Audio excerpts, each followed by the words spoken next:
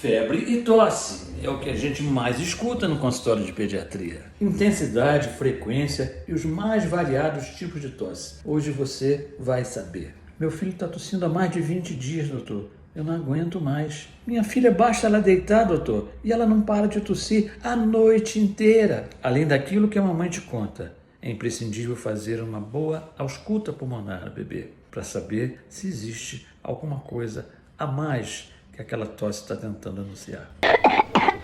Essa é uma tosse seca, essencialmente irritativa. A criança tosse, às vezes até vomita pela tosse e não pela secreção.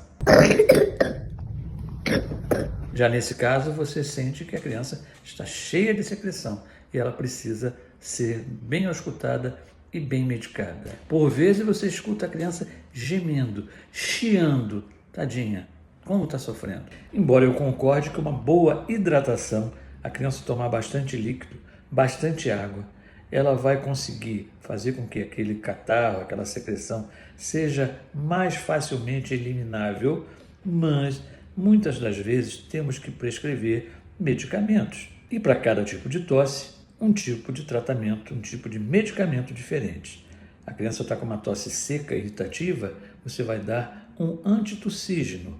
Quando a criança tem catarro, tem secreção, você vai fazer um mucolítico, um remédio que destrua aquele muco, aquele catarro, mais facilmente. Se a criança às vezes está cansadinha, está com falta de ar, você vai prescrever muitas vezes um broncodilatador, um corticoide. Então, cada medicamento ele é utilizado para cada tipo de tosse diferente.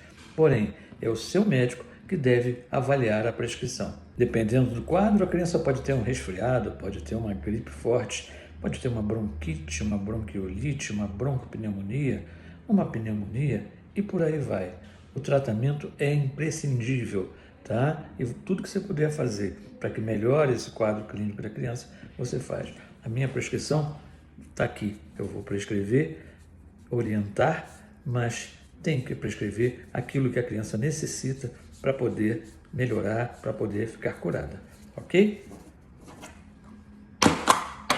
Tchau, tchau.